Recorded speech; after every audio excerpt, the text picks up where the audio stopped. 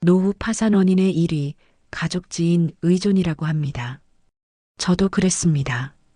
66세 봄, 저는 월 매출 4,800만 원이 사라지고 친구까지 잃었습니다.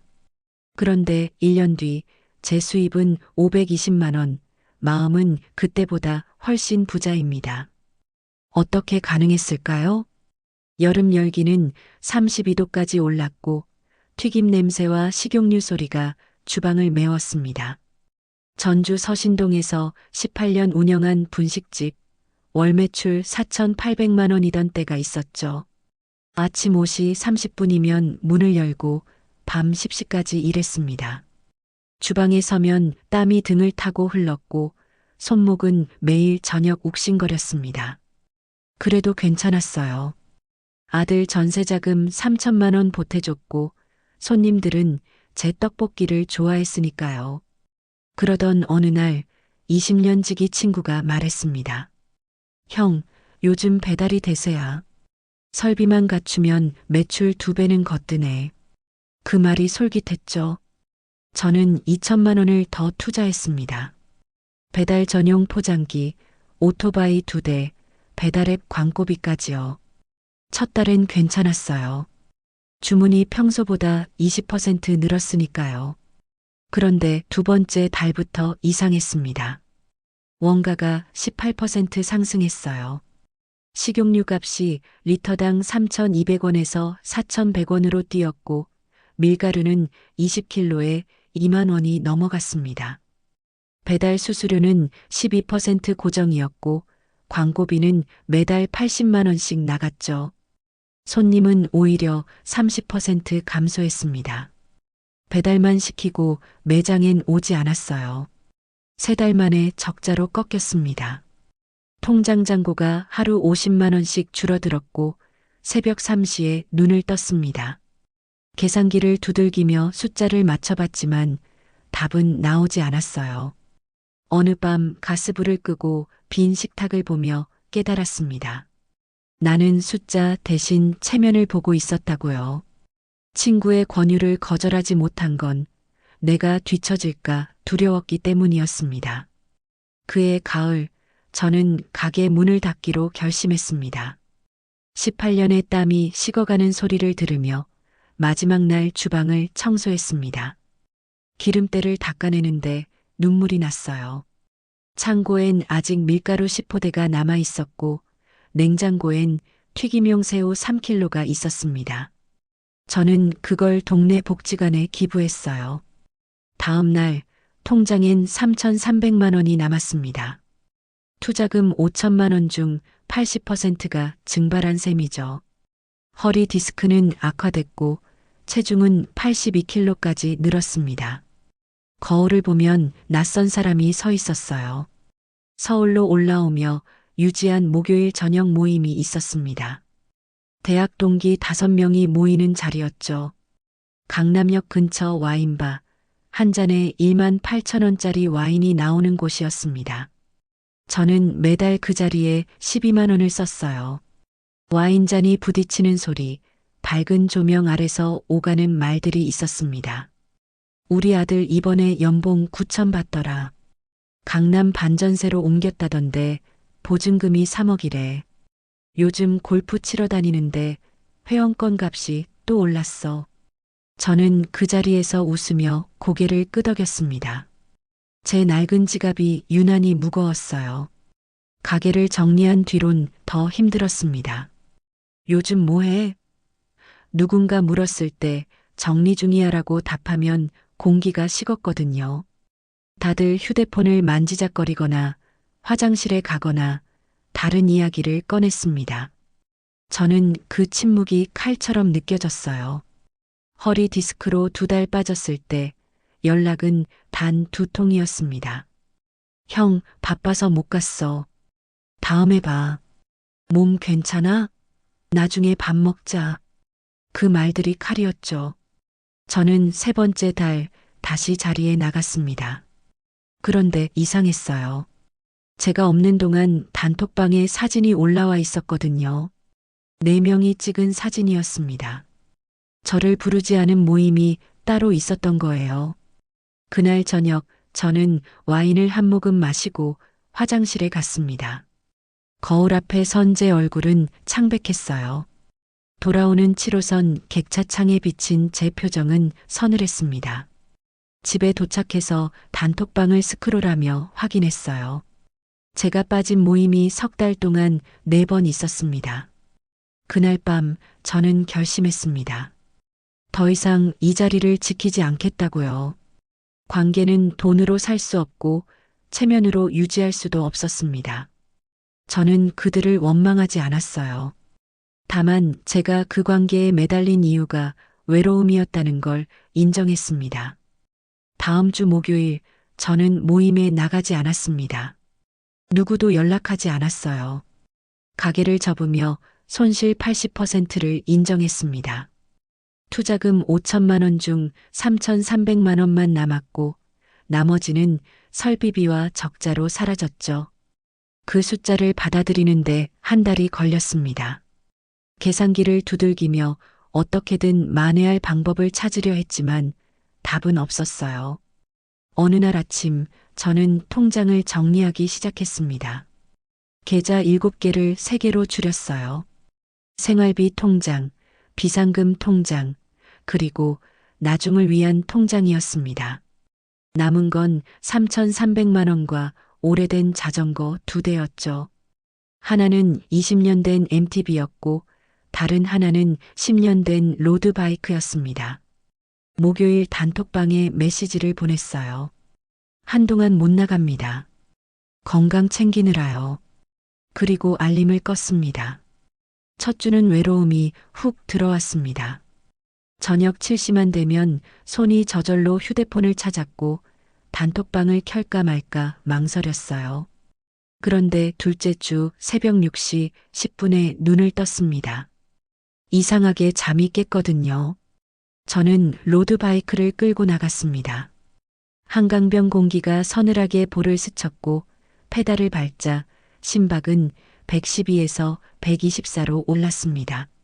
숨이 거칠어졌고 허벅지가 당겼어요. 그런데 기분이 묘했습니다. 아, 내 호흡이 들린다. 18년 동안 주방에 갇혀 있을 땐 들리지 않던 소리였죠. 저는 그날부터 매일 새벽 자전거를 탔습니다. 처음엔 5km, 그 다음엔 10km, 한 달 뒤엔 20km까지 늘렸어요. 허리 통증이 조금씩 줄었고 체중은 82kg에서 79kg로 떨어졌습니다. 그 과정에서 깨달았어요. 손해는 숫자로 끝나지만 자유는 선택으로 시작된다는 거리요. 저는 더 이상 누군가의 기대에 맞춰 살지 않기로 했습니다. 친구들의 연락을 기다리지도 않았어요. 대신 제 몸과 대화하기 시작했습니다. 아침에 일어나면 허리가 어떤지, 무릎이 괜찮은지, 숨이 편한지 확인했죠. 작은 변화들이 쌓였습니다.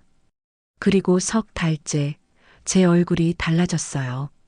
거울을 보니 눈빛이 살아있었습니다.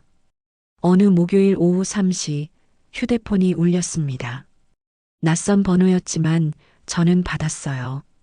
사장님, 저 민수예요. 기억하세요? 민수는 예전에 분식집에서 아르바이트 하던 대학생이었습니다.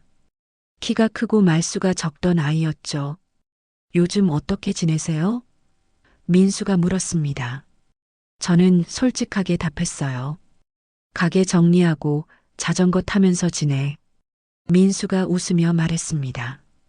저도 요즘 자전거 타는데 브레이크가 이상해요. 혹시 봐주실 수 있으세요? 저는 그날 저녁 민수를 만났습니다. 낡은 MTB를 끌고 온 민수의 자전거는 브레이크 케이블이 녹슬어 있었어요. 저는 공구를 꺼내 케이블을 풀었습니다.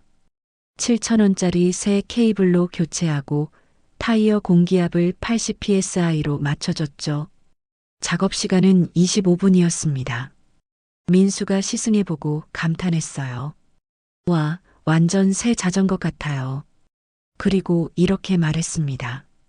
사장님, 이거 돈이 됩니다. 동네 자전거 수리점 예약이 밀려서 일주일씩 기다려야 해요. 간단한 수리는 할 곳이 없어요. 그 말이 씨앗이 되었습니다. 저는 그날 밤 인터넷으로 자전거 수리 강좌를 찾아봤어요. 유튜브에 무료 강의가 수십 개 있었습니다. 기어 조정, 체인 교체, 브레이크 패드 교환, 휠 트루잉까지요. 저는 일주일 동안 영상을 보며 공부했습니다. 그리고 제 자전거로 연습했어요. 체인을 10번 빼고 끼웠고 브레이크를 5번 풀었다 조였습니다. 손에 기름이 묻고 손톱 밑이 까매졌죠. 그런데 재밌었어요. 숫자가 아니라 손으로 무언가를 만들어내는 느낌이었습니다. 한 달 뒤 저는 10평짜리 반지하를 월세 62만 원에 얻었습니다. 위치는 대학가 근처, 자전거 타는 사람들이 많은 동네였어요. 간판은 느린 공방, 형광등 하나, 작업대 하나, 공구 세트 하나로 시작했습니다. 초기 투자 비용은 180만 원이었죠. 간판비 40만 원, 공구 80만 원, 부품 재고 60만 원이었습니다. 개업일은 9월 15일, 날씨는 맑았고 바람이 시원했습니다. 첫 손님은 민수였어요. 첫 달 방문 손님은 41명이었습니다. 평균 수리비는 2만 8천 원, 총 매출은 114만 원이었죠. 월세 62만 원을 빼면 순수익은 52만 원이었습니다. 숫자로만 보면 작았어요. 하지만 제겐 의미가 달랐습니다. 이건 제 손으로 번 돈이었거든요. 기름 냄새와 쇠 긁는 소리가 낯설지 않았습니다. 분식집 주방에서 맡던 튀김 냄새 대신 체인 윤활유 냄새가 코를 찔렀죠. 손은 매일 까맣게 변했고 손톱 밑엔 기름때가 꼈습니다. 그런데 기분이 좋았어요. 오전 6시 20분에 기상했습니다. 35분 동안 한강변을 걸었고 15분 스트레칭을 했어요. 허리 통증이 30% 줄었습니다. 전엔 아침에 일어나면 허리가 굳어서 10분은 꼼짝 못했는데 이젠 바로 움직일 수 있었죠. 점심은 현미밥 150g에 김치, 된장국, 나물 2가지였습니다. 칼로리는 대략 600kcal였어요. 저녁은 닭가슴살 100g과 샐러드였습니다. 간식은 먹지 않았죠. 체중은 2달에 4kg, 석 달에 9kg가 빠졌습니다. 82kg에서 73kg까지 떨어졌어요. 허리둘레는 36인치에서 32인치로 줄었습니다. 예전 바지가 헐렁해져서 새로 샀죠. 저녁엔 동네 아이들이 찾아왔습니다. 초등학생 셋, 중학생 둘이었어요. 자전거 펑크가 났는데 어디서 고쳐야 할지 모르겠다고 했습니다. 저는 무료로 가르쳐 줬어요. 타이어 레버로 튜브를 빼내는 법, 펑크 난 곳을 찾는 법, 패치를 붙이는 법까지요. 아이들은 신기해하며 따라했습니다. 사장님, 바람 슝소리가 멋져요. 한 아이가 말했죠. 저는 웃으며 대답했습니다. 너희도 할 수 있어. 천천히 하면 돼. 그날 저녁 아이들이 돌아간 뒤 공방 문을 닫으며 생각했어요. 이게 자존감이구나. 누군가의 하루를 고쳐주는 일, 손으로 무언가를 만들어내는 일이 저를 살렸습니다. 통장엔 52만 원이 남았지만 마음은 그 어느 때보다 부유했어요. 어느 토요일 아침 복지관 게시판을 지나다 종이 한 장을 봤습니다. 어르신 도시락, 자원봉사 모집, 옹기밥상, 연락처와 일시가 적혀 있었어요. 토요일 아침 7시부터 11시, 월 2회 봉사였습니다. 저는 번호를 저장했습니다. 그날 저녁 전화를 걸었어요. 혹시 수리 봉사도 필요하신가요? 담당자가 반가워하며 답했습니다. 네, 배식 카트가 고장나서 고생 중이에요. 바퀴가 잘 안 굴러가거든요. 저는 다음 주 토요일에 방문하기로 했습니다. 옹기밥상은 복지관 지하 1층에 있었어요. 스테인리스 테이블 위에 김이 오르고 된장국 냄새가 퍼졌습니다. 봉사자 12명이 앞치마를 두르고 도시락을 포장하고 있었죠. 저는 배식보다 수리를 맡았습니다. 배식 카트를 보니 바퀴 4개 중 2개가 망가져 있었어요. 베어링이 녹슬고 축이 휘어 있었습니다. 저는 공구를 꺼냈습니다. 5,000원짜리 부품 2개로 바퀴를 교체했고 축을 바로잡았어요. 작업 시간은 40분이었습니다. 봉사자들이 카트를 밀어보고 감탄했습니다. 이동이 너무 편해졌어요. 진짜 감사합니다. 그 말이 제 보상이었어요. 돈으로 환산할 수 없는 무언가였죠. 저는 그날 이후 월 2회 옹기밥상에 나갔습니다. 카트 수리, 의자, 다리 보수, 문짝 경첩 교체까지 맡았어요. 손이 가는 곳마다 무언가가 고쳐졌습니다. 어느 날 한 할머니가 제게 말했어요. 손주가 자전거 타고 싶어 하는데 낡아서 못하게 했거든요. 혹시 고칠 수 있을까요? 저는 자전거를 가져오라고 했습니다. 20년 된 MTB였는데 체인이 녹슬고 타이어가 펑크 나 있었어요. 저는 일주일 동안 수리했습니다. 체인 교체, 타이어 교체, 브레이크 조정까지요. 부품비는 제가 댔습니다. 총 32,000원이었죠. 할머니께 자전거를 돌려드리자 손주가 신나서 뛰어왔습니다. 할머니, 진짜 새 것 같아요. 그 웃음이 제게 남았습니다. 저는 그날 밤 공방으로 돌아오며 생각했어요.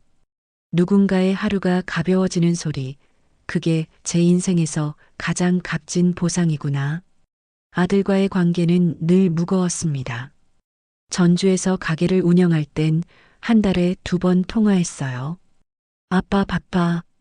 응, 알았어. 짧은 대화 뒤엔 침묵이 흘렀죠. 저는 아들에게 기대가 많았습니다. 좋은 직장 다니고 결혼하고 손주 보여주길 바랐어요. 그래서 조언이 많았습니다.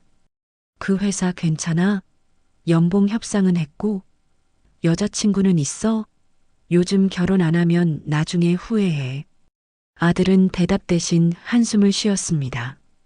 어느 날 저는 깨달았어요. 제가 아들을 사랑한 게 아니라 제 기대를 사랑했다는 걸요. 공방을 연 뒤 저는 아들에게 제안했습니다. 월 1회 식사만 하자고요. 조건이 3가지 있었습니다. 비교 금지, 조언은 요청받을 때만, 동거래 금지. 첫 번째 식사는 어색했습니다. 제가 할 말이 없었거든요. 아들이 먼저 말했어요. 아빠, 요즘 뭐해? 자전거 수리해. 재밌더라. 그래요? 재밌어 보이네. 대화는 거기서 끝났습니다. 2번째 식사는 조금 나았어요. 아들이 회사 이야기를 꺼냈습니다. 요즘 프로젝트 때문에 힘들어요. 저는 조언하고 싶었지만 참았어요. 그렇구나. 힘들겠다. 네, 근데 배우는 게 많아요. 저는 고개를 끄덕였습니다. 3번째 식사 아들이 말했습니다. 아빠, 요즘 더 편해 보여. 저는 대답했습니다. 아빠가 아빠 삶을 살기 시작했거든. 아들이 웃었어요. 아빠한테 처음 듣는 말인데요. 그날 아들은 연애 고민을 처음 털어놓았습니다. 여자친구랑 싸웠어요. 제가 너무 바빠서요. 저는 조언 대신 물었습니다. 어떻게 하고 싶어? 사과하고 싶은데 방법을 모르겠어요. 그럼 솔직하게 말하면 어떨까? 내가 미안하다고. 아들이 고개를 끄덕였습니다. 한 달 뒤 아들이 문자를 보냈어요. 아빠 말대로 했더니 풀렸어요. 고마워요. 저는 그 문자를 보며 울었습니다. 저는 허락 대신 응원을 배웠습니다. 제 기대를 내려놓고 아들의 선택을 존중하기 시작했어요. 관계는 그렇게 천천히 회복됐습니다. 느린 공방 10개월 차, 월 수입은 520만 원이었습니다. 고정 손님 80명, 신규 방문월 30명, 평균 수리비 3만 2천 원이었죠. 월세 62만 원, 부품비 70만 원, 생활비 120만 원을 빼고 남는 순수 입금은 310만 원이었습니다. 분식집 시절 4,800만 원과 비교하면 10분의 1도 안 되는 돈이에요. 그런데 이상했습니다. 마음이 훨씬 가벼웠거든요. 통장 잔고를 확인할 때 숨이 막히지 않았고 새벽에 눈을 떠도 불안하지 않았습니다. 제 하루는 단순해졌습니다. 오전 6시 20분 기상, 35분 걷기, 15분 스트레칭, 7시 30분 공방 오픈. 점심은 현미밥 150g과 된장국, 저녁은 닭가슴살과 샐러드였어요. 체중은 73kg에서 71kg로 더 줄었고 허리 통증은 거의 사라졌습니다. 손님들은 단골이 됐습니다. 민수는 여전히 일주일에 한 번 들렀고 동네 아이들은 방과 후 찾아왔어요. 할머니는 손주와 함께 자전거를 타러 다닌다며 사진을 보여줬습니다. 월 2회 옹기밥상 수리 봉사는 계속했습니다. 카트 바퀴를 교체하고 의자를 고치고 문짝을 달았죠. 월 1회 낯선 이와 식사도 이어갔습니다. 도서관에서 만난 70대 할아버지, 공원에서 만난 60대 아주머니와 밥을 먹었어요. 새로운 사람을 만나는 일이 두렵지 않았습니다. 하루 30분 걷기는 습관이 됐습니다. 한강변을 걸으며 바람 소리를 듣고 강물을 보며 숨을 고르는 시간이었어요. 목요일 모임은 여전히 알림 꺼짐 상태였습니다. 연락이 오지 않았고 저도 보내지 않았어요. 그 자리엔 후회가 없었습니다. 대신 화요일 저녁 공방 앞 벤치에 앉았습니다. 커피 향과 바람 소리가 귀에 들어왔고 지나가는 사람들의 웃음소리가 들렸죠. 제 호흡이, 제 선택이, 제 노년을 채웠습니다. 66세 봄에 무너졌던 제가 67세 가을엔 서 있었습니다. 숫자는 줄었지만 숨은 깊어졌고 관계는 줄었지만 마음은 넓어졌어요. 저는 이제 압니다. 노년은 쌓아온 것이 아니라 내려놓은 것으로 시작된다는 거요.